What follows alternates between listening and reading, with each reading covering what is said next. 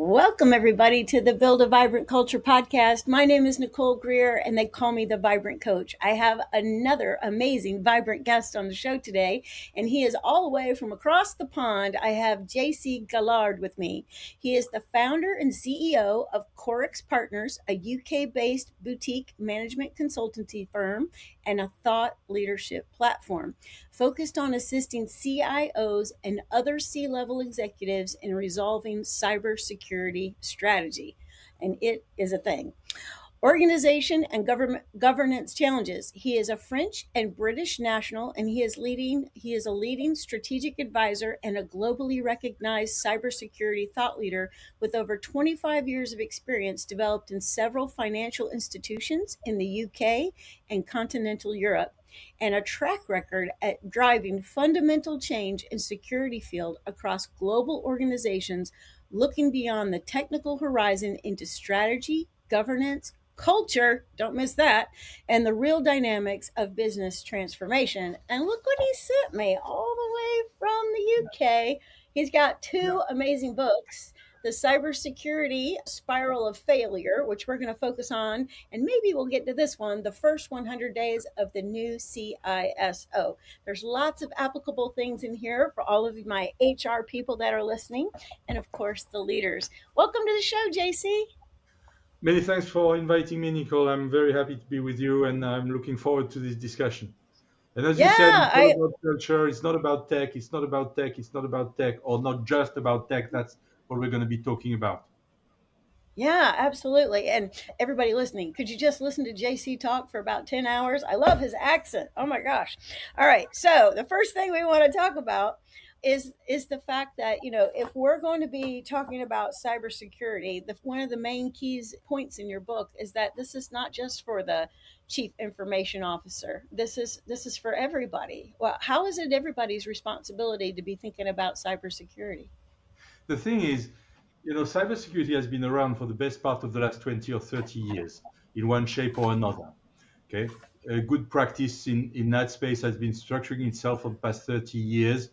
For the past 10 years of the century, we were looking at it from a compliance angle. It was pretty much about, low probability, low impact type of events. And it was just about putting ticks in boxes on compliance. And that's what it was about.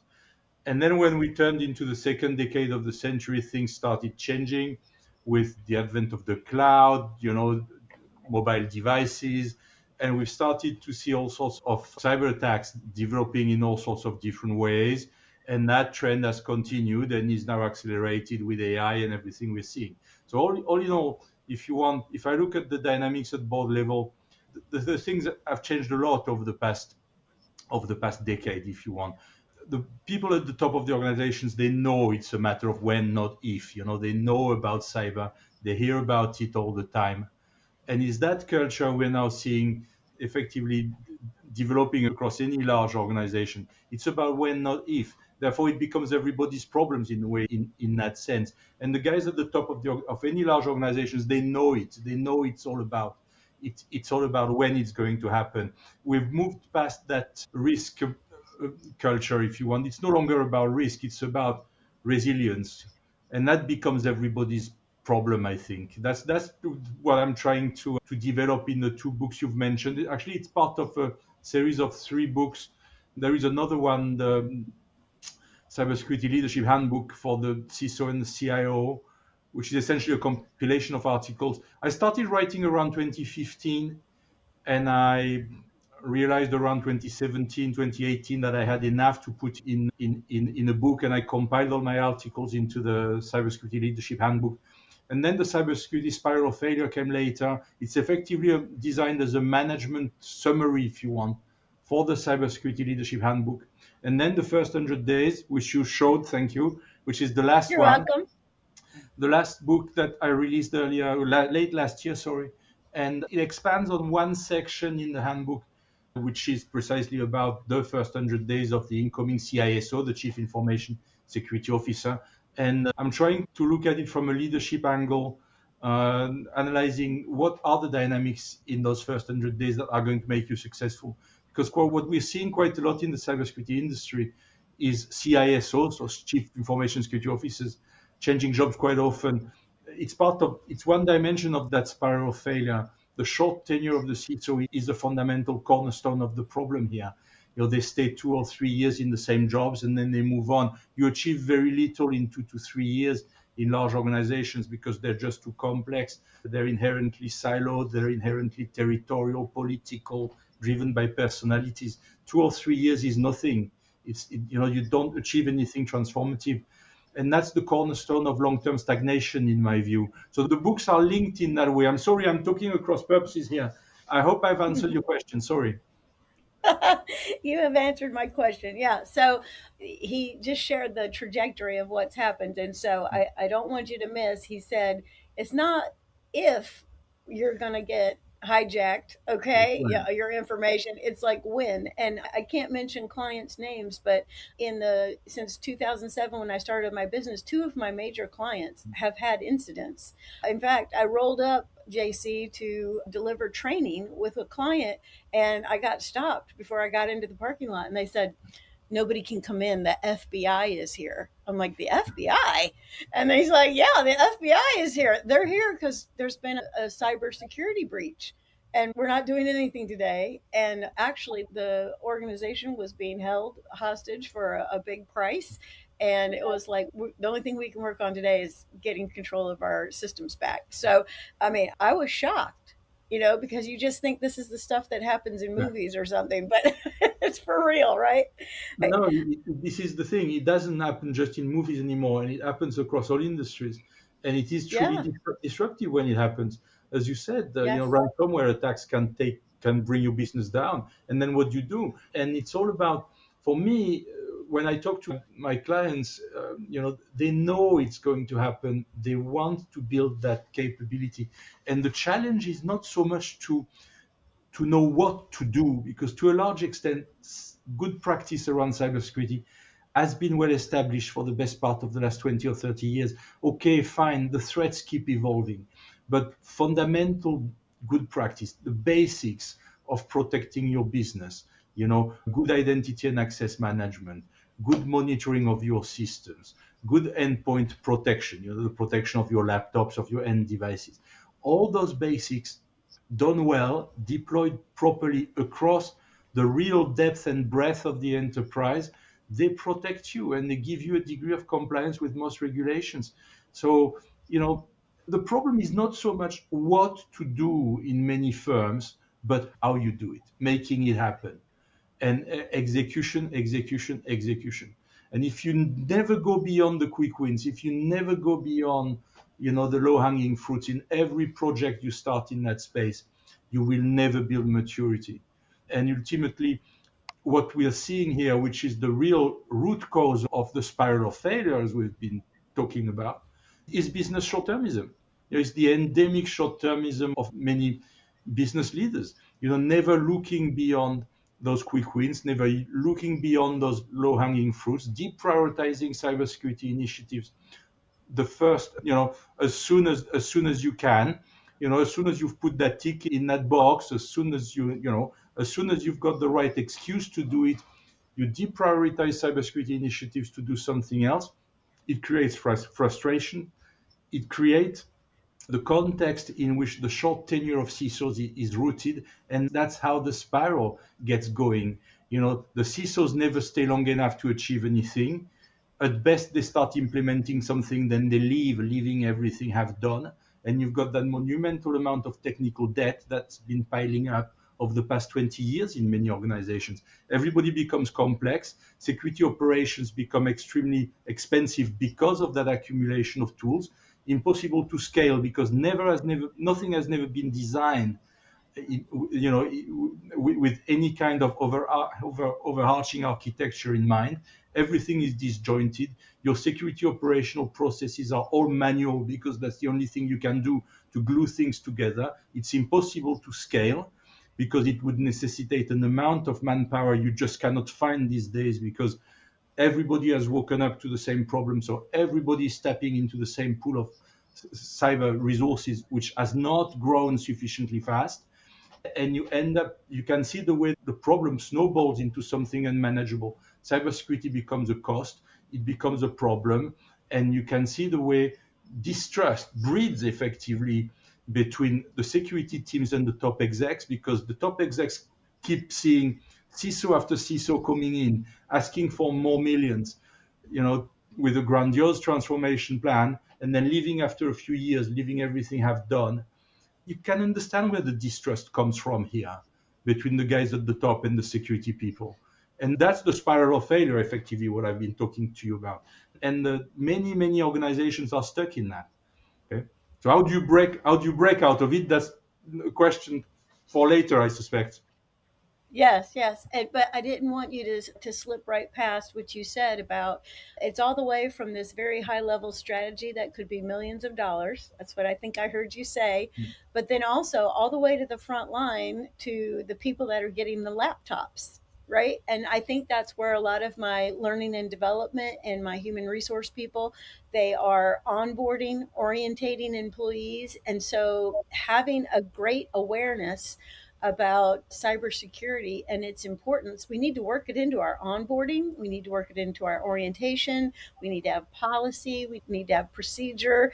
And for our learning and development teams, training needs to be developed, and it's kind of the preventive maintenance that we're doing on our cybersecurity that keeps us in place. So there's a really high level, I won't probably try to understand it or understand it how to keep cybersecurity in place at that high level, but hitting where the rubber meets the road, we've got to get people aware of what's going on out there, right? So some companies do that really well, and some companies aren't doing it at all, to your point, right? Okay, so how do we get something great in place? In your book, you talk about only a cultural shift across the boardroom can move the Yeah. needle.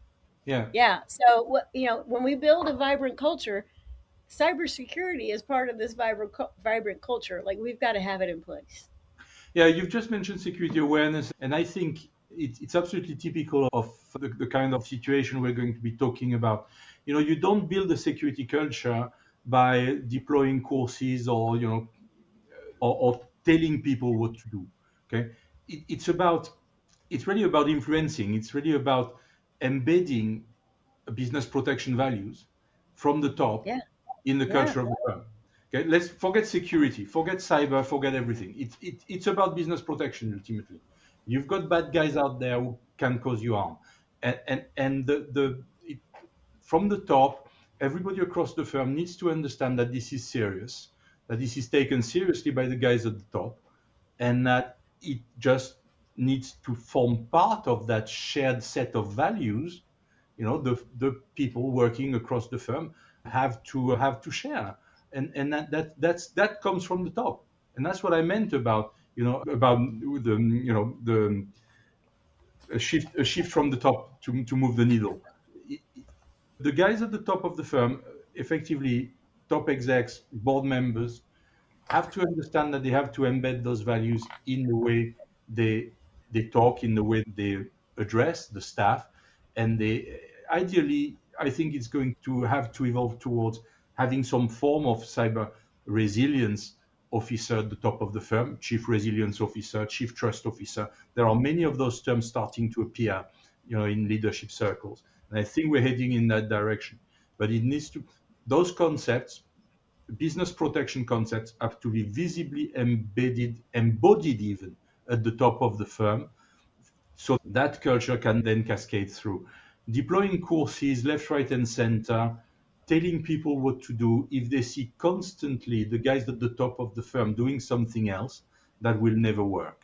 Okay. Oh And yeah. And when I mentioned that, I meant, it comes from the top, but then I'm trying to apply it to what HR people might be responsible for on the end, right? So as it cascades and they have those values, we have to have that awareness that this is something that needs to be on the radar. it's really a matter of business protection values. It's really a matter of understanding that the threats are real and that the business at large needs to be protected. Absolutely. And it's all about the guys at the top of the firm, the people at the top of the firm, really credibly, demonstrably, constantly, and consistently talking that language. Okay, That's right. and it needs to be. It's I think myself that we're going to have to move away from the type of organizations we've been building in terms of cybersecurity for the past 20 years. I think that model has come to an end. You know, what we're expecting from CISOs today is probably totally unrealistic. You know, we have been amalgamating all sorts of responsibilities around that role, which are making the role literally impossible to carry, at least impossible to carry for the type of people it attracts, who are mainly technologists, if you want, by background. Because if you look at the nature of the role today, one day you're expecting the CISO to be credible in front of the board, the next in front of auditors, the next in front of regulators, the next in front of developers, the next in front of senior IT management, the next in front of HR people, and the rest of the firm through awareness programs and the like. It's impossible. Those profiles don't exist. Okay, it's totally impossible. They just don't exist. Or if they exist, they're so rare that it's probably pointless to try to look for those kind of people. So I think that construct has reached the end of its life, if you want. It has developed organically for the past 20 odd years, and now we're reaching the point where we have to think about where this is really going. And I think we need to split the role back to maybe what it should have been, start with a technical role, focus on the protection of the technical assets, and then a leadership role pushed up and genuinely focused on the protection of the firm. With chief resilience officer is probably starting to emerge. It's a good concept, I think, but you need to amalgamate the right kind of items, if you want, in the portfolio to make it suitable and attractive as a genuine career step for a genuine business person. This role cannot go to a technologist.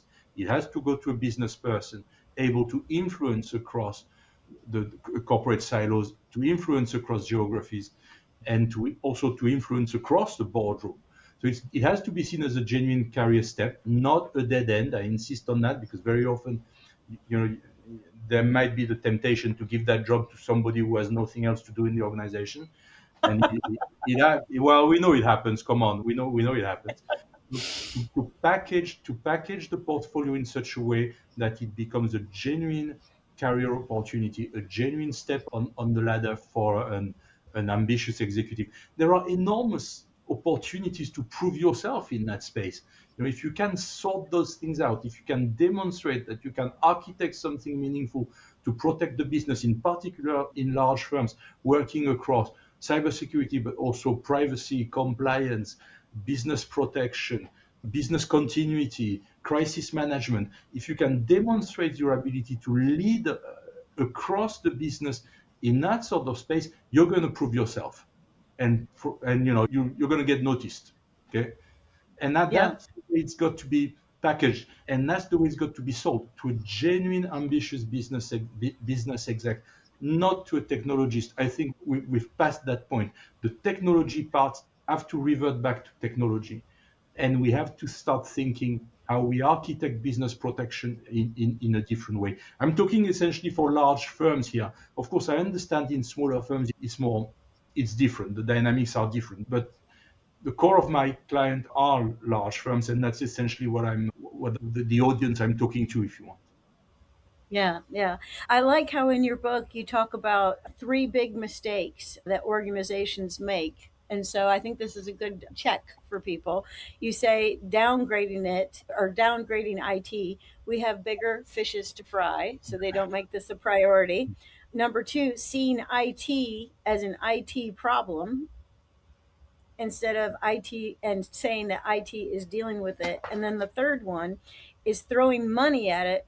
How much money do you need to get this fixed? Right. Yeah, And so don't miss what JC is saying here. Like, we need to go find this unicorn who is going to protect the business, be a business person who has a tech people who can do the technical side of it, but somebody who can do the influencing, the persuading, the teaching, the instructing, and bringing everybody up to speed instead of maybe the C-suite thinking, just shove it over there. Like it's got to be brought into the everyday, into our decision making. So I like these three checks you've got. yeah, and I think the most important one is the last one. You know, thinking Yeah. that you're going to solve that problem just by throwing money at it, and that's a Right. constant in the cybersecurity industry. That's a constant. Everywhere you look, You've got cybersecurity people complaining that they haven't got enough money, the budgets have been cut, this and that, beyond that, the fact that the board doesn't get it, top execs don't get it. We don't have enough resources. We don't have enough resources. We don't have enough resources. I've been hearing those complaints for as long as I've been involved in that space. I really think this is shallow and short-sighted. Nobody asked themselves the right questions. Nobody, large firms have been spending collectively billions and billions on cybersecurity for the last 20 or 30 years. Okay, that's the reality. It- Nobody It looks needs back. to be in the budget. Yeah, nobody looks back asking, what's happened. Okay, why are we still here? Why are we still seeing that non-stop avalanche of cyber attacks? What's happening here? Nobody looks back at where the roadblocks have been that have prevented progress. And that's the fundamental problem here. That's the fundamental problem the industry has. Okay. And that's the starting point of my own journey here, to be honest. That's the starting point of my own journey in terms of writing in particular. Because the first part of my career, as you said in the introduction, I'm French and British. I've been living in London for the best part of the last 30 odd years. I've relocated to France last year, but that's a different story. But overall, when I moved into consulting and created what eventually became Corex Partners around 15 years ago, I was absolutely shocked by what I was seeing in large firms. Okay, large firms that would have had cybersecurity functions in place for a decade or more, large firms that would have been sending those execs to conferences to lecture the world on, how to organize or how to run your cybersecurity function and so on. And then one day you get called in, you get called in by a new CIO, a new top exec, generally somebody I've been working before and so on. And one day I get called in and I get to look around and to look under the carpet and you say, oh my God, you know, and you look at the mess those guys are in, and you have to ask yourself that question. You cannot just accept this is just all because threats evolve too quickly or threats evolve faster than large organizations can deploy defenses. The problem has to be more complex than that. You have to look back at where the roadblocks are, what has prevented those guys to make more progress. Because again, good practice has been in place for the best part of the last 20 or 30 years. Okay, so that has to be part of the reflection. That's one part of the reflection the industry is not making. That's one part of introspective analysis the industry is not really making, or at least not deep enough. And when you do that, what do you find? Well, you find cultural and governance problems, of course, and that's taking us Right. back to business short-termism and to the fact that fundamentally it's the cornerstone of the spiral of failure. Never looking beyond quick wins, keep piling up tactical solutions. Every time you want to close an audit point, every time you've got an incident happening somewhere or elsewhere, you pile up tactical solutions, you keep buying more tools until, frankly, you realize that you've reached a level of complexity where you cannot operate anymore. And that's why I'm thinking, the problem, this is no longer about throwing more money at the problem. That's been tried and that hasn't worked. It's about rethinking organizational models. It's about rethinking how a different type of culture can be driven from the top around business protection, around resilience, taking the problem up one level if you want. Okay. Yeah. And I love on page 38, you kind of take a spin on Peter Drucker's quote he's so famous for. You say, security culture and governance eat tech for Yeah. breakfast. So I love that reference. Okay. So what I'm hearing you say is we've got to up level this whole thing, stop throwing money at it, and we have to have a new thinking about cybersecurity, a new strategy around it, and looking at these roadblocks. What are the roadblocks that keep showing up? You've mentioned it several times in that last little piece. You were like, you got to look at the roadblocks. You got to look at the roadblocks. So, what are the roadblocks that we are not getting through? The central roadblock of the first decade of the century is business short-termism. Never looking beyond quick wins, just trying to put ticks in boxes and make the problem disappear.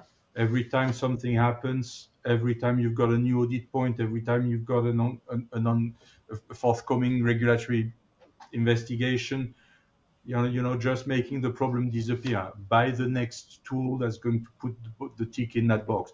That's the main problem that's been plaguing the industry for the past 10 or 20 years. And of course, here you can see why we are entering. Well, there is another dimension of the problem which starts to appear here. Is that of course, you cannot expect security vendors to not to play along. It's their business effectively. They want you to buy their boxes and their software and their services. So they've been massively encouraging that kind of culture because it's just in their plainly and simply in their interest. Okay. And that's another dimension of the problem here, is that the narrative across the cybersecurity industry has been massively dominated by the vendor's narrative, and they have no other interest but to sell you their stuff. Okay, and that's just the way it is. But that's not Yeah. helping the industry move forward. That's not helping the industry move forward. Period. And that's also something collectively the cybersecurity industry needs to think about. How do you free yourself from that kind of narrative? How do you look beyond it? Because you can, large organizations currently operate their cybersecurity operations across anything from 20, 30, 40 different tools. Okay. Of course, it's very good for vendors, but think about the complexity it creates from an incident response perspective, for example. Okay, you've got a data breach somewhere. You're a security analyst. You're working in a security operations center. You need to understand what's going on. Now you have to go and collect data from 3, 4, 5, 6, 7 different tools just to try to figure out what's actually going on. Then you need to somehow analyze that data. To be honest, very often it ends up in Excel because that's the quickest way to get going. Uh, and then you need, of course, to take action, figure out what's happened, what hasn't happened, the nature of the problem, the scale of the problem, what you're going to do next. But all that is extremely manual, extremely labor intensive. Of course, AI is helping, it's starting to help in terms of automation around the things I've been talking about. But we're at the beginning to an extent, and also AI has given attackers much more powerful ways to engineer their attacks. So you've got that so those two sides of the same coin, if you want. We have to bear in mind. But essentially, that's an important dimension to bear in mind, I think. Yeah. Well, I've got quite a few leaders and HR professionals listening to this podcast. And in chapter 3, you talk about the consequences on operational security and talent retention. And you go on to say that there's a real life take on the cybersecurity skills gap. So as I've got people thinking, gosh, who would I get? And who would I buy this book for in terms of talent, right? So, how do I find the right CISO? And what's the truth about finding a great person? The reality is that it's a difficult question. Okay, it's a difficult Okay. question. You have the one. We need to go back a little bit to the history of cybersecurity, as we've been touching Okay, upon. do it.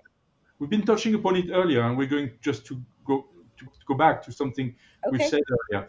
If I look back when I started in information security, as it was 25 years ago, when I was going to conferences, in the room you had big banks, big pharma, oil and gas, okay, give or take, Yep. Hmm. and that was it. I'm not caricaturing. That was it. Of course, when you move onto the second decade of the century, as I've been saying, with the advent of the cloud, with the advent of massive data breaches, across a number of industries, the entire economic spectrum has woken up to what cybersecurity means. Okay, so now effectively everybody is tapping into the same pool, looking for the same resources. Okay, and Yes. that pool hasn't grown sufficiently. So you have a genuine problem in terms of skills gap. Okay, a genuine problem in terms of shortage. And it's not just because we haven't increased the pool sufficiently fast. It's because it was plainly impossible to increase the pool sufficiently fast, because every single industry sector is now looking for cybersecurity specialists. Okay, and it's an industry that is very young.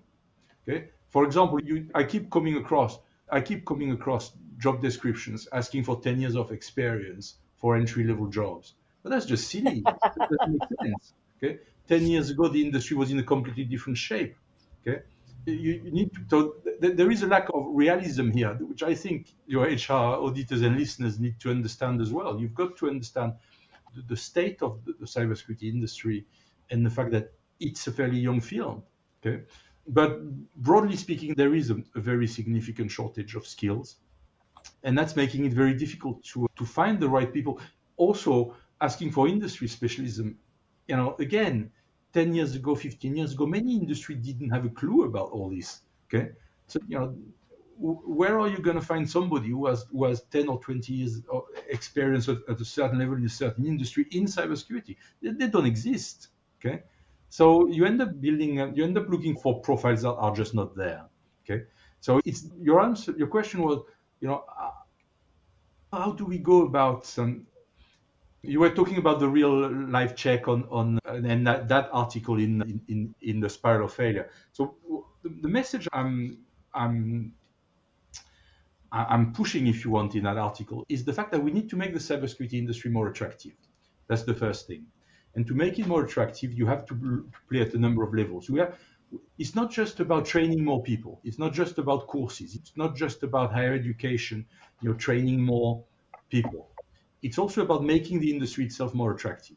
There is a massive problem of diversity as well in the cybersecurity Oh, I'm industry, sure. as well as the tech industry at large. It's mostly male dominated, to be honest. So it's also about making it attractive to a larger population of people, across a more diverse spectrum of the population. And it goes by, again, looking back at the narrative, looking back at what we're selling to people when we talk about cybersecurity, and making it clear that no, this is not just about a guy in a hoodie in a basement. Okay, it's not just about padlocks, it's not just about encryption, it's not just about firewalls or whatever else. Okay, no, there are all sorts of roles you could imagine around cybersecurity, from training roles, we've mentioned awareness and so on, all the way up to compliance related roles, audit roles, and so on and so forth. There is a very broad range of roles here. It's not just about bits and bytes. It's not just about security operations analyst roles dealing with incidents day in day out. We need to portray that diversity. We need to make it look more attractive by moving away from the padlock type of visual, which is dominating the industry, which is really annoying to say the least. And we need to make it we need to make the industry more attractive and open up, showcase better the diversity of roles, and try to open it up to a broader and more diverse cross section of the population. Really, now that's the story I was advocating at the time the article was written, because ultimately the spiral of failure is also a collection of articles. It's the same. It's really a management summary of the cybersecurity leadership handbook. So it's the same content packaged differently around a different narrative, but effectively the content of the spiral of failure, it's also a compilation of articles in many ways. So that piece was written probably 5, 6, 7 years ago. The main problem we've got here in what I've been telling you is that you probably know it, and your audience certainly knows it. We have a major problem around entry level jobs. Okay, at the minute, AI is making them disappear very fast. So you know, and it's true across the cybersecurity spectrum as it is true, across the entire industry spectrum. Where are we going to train young people now? If we're automating entry level jobs in cyber like anywhere else, what's going to happen with those young people? Where are they going to learn? What are they going to learn with? The language that consists of saying, oh well, it's all about orchestrating agents and this and that. Well, where do you get the knowledge to do that? How do you build the knowledge to do that? Yes, it's fine. The enterprise is going to become agentic. Fantastic, great, probably true. That's not the debate. And yes, we need to engineer the human in the loop component. Yes, we need to know how to orchestrate agents better. We need to build the right type of governance layers around all this. Absolutely right. Where do you get the knowledge to do that? How do you build up the knowledge to do that?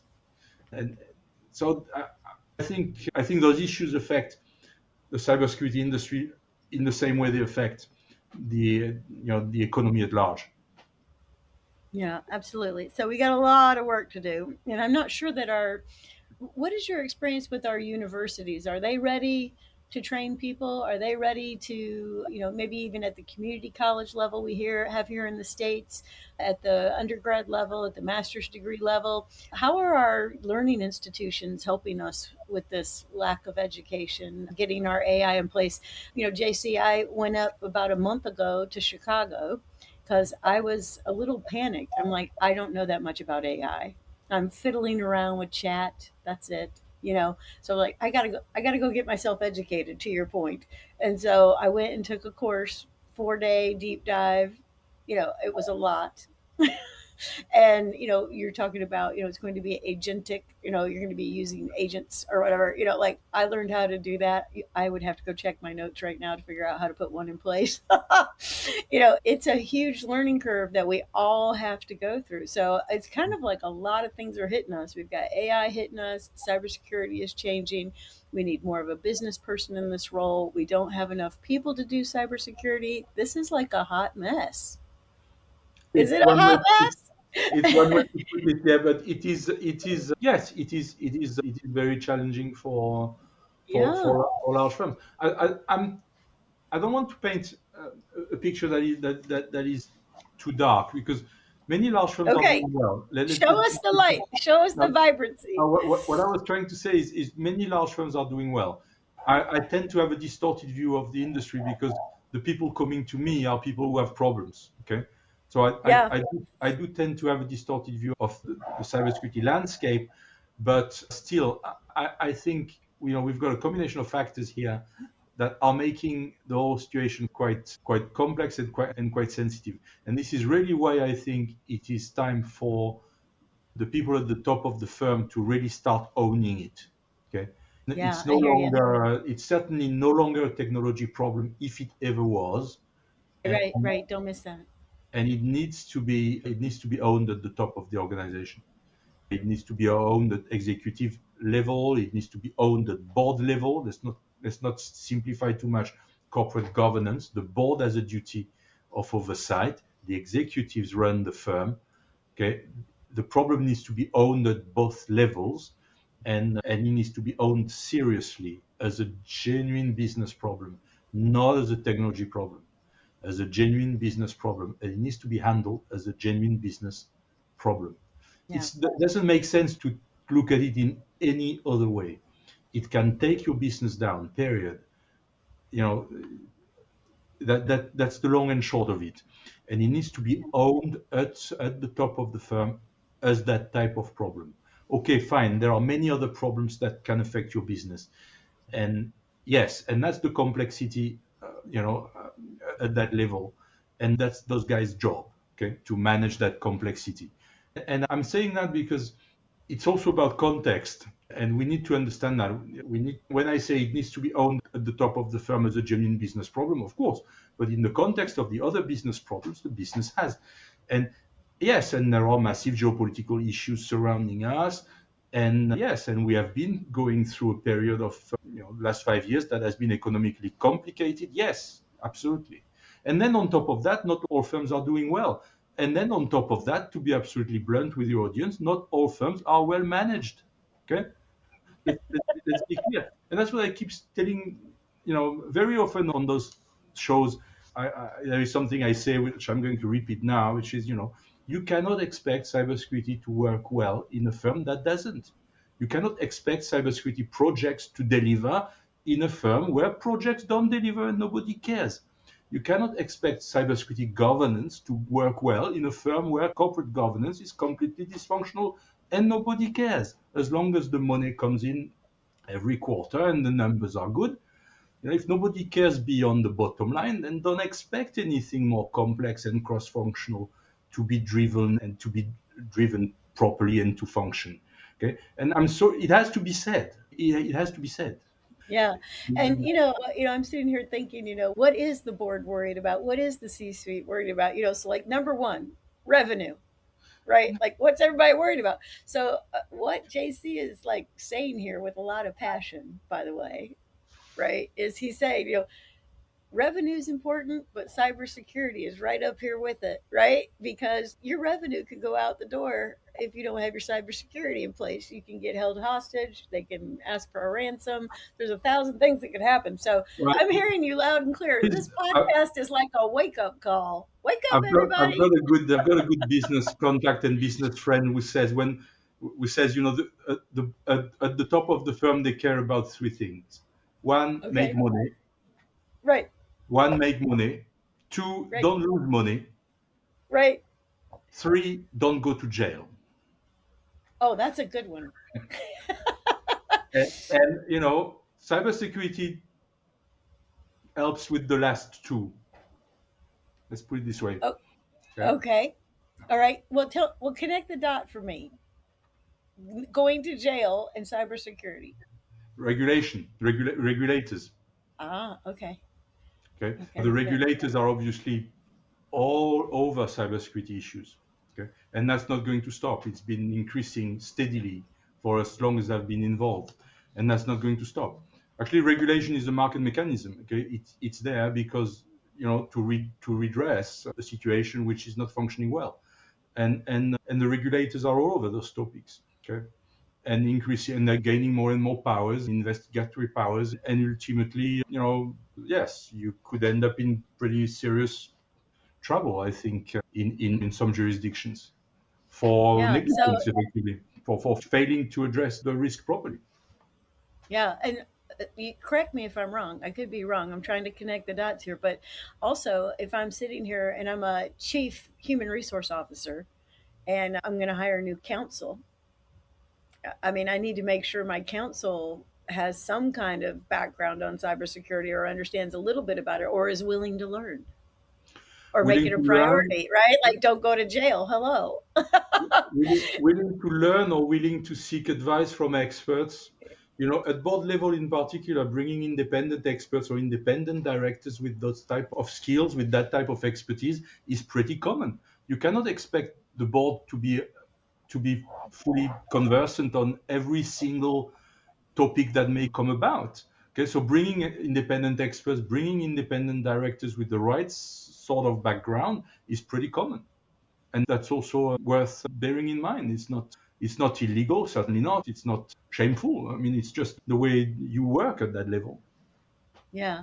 Well, for years I've been hearing, and and in my own studies, the world is used to be full of generalists, and you'd go to your general practitioner to if you had a health problem, and now you can go to people who are have a specialty in hands and fingers and ears and whatever, right? So it's you need to be surrounded by experts that are in all different things, and I bet cybersecurity has all sorts of areas of expertise. Is that true? Like, I'm an expert on this area of cybersecurity, I'm an expert on that. Is there different areas that people have expertise in? No, cyber is, yeah, as you said, there are people who have, throughout your career across the field, you develop specialties in this or that. It's absolutely normal. Yeah. Yeah. Yeah, very good. Okay, here's what we're going to do. I want to ask you one last question, but I do want to show everybody again the two books that JC has put together. And again, I love his energy because he's like, "Hello, hello, wake up, everybody!" Well, it needs So to be, yeah.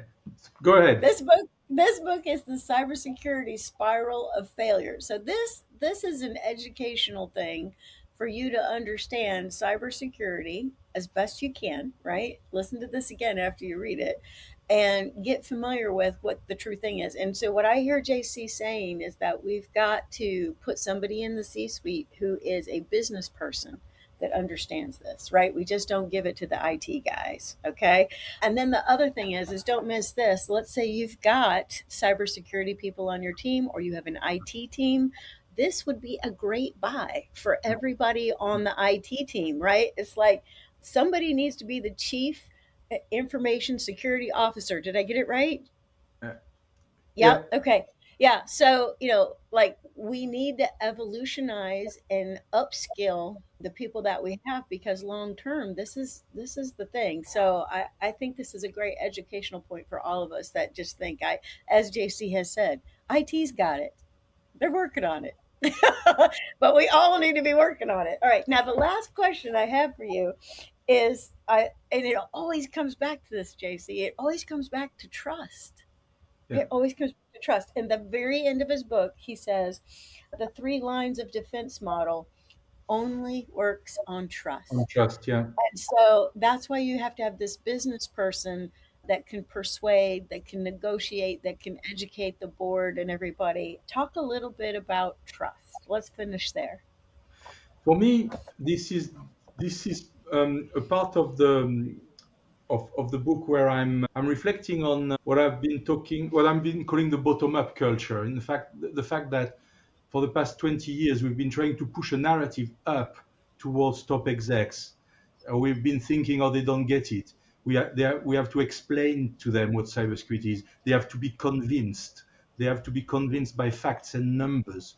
We've been pushing a narrative which is effectively a rational narrative, bottom up, from the tech layer up towards the exec layer. We've been trying to build Hmm. up a rational narrative. We've been thinking that it's all about return on investment, it's all about numbers, it's all about facts, it's all about a rationale around cybersecurity. They need to be explained what it is, and they need to understand it rationally. That's a complete mistake, in my opinion. Decisions are not made in that way at that level. First of all, that bottom down narrative has been bumping across a whole layer of cognitive biases. Okay.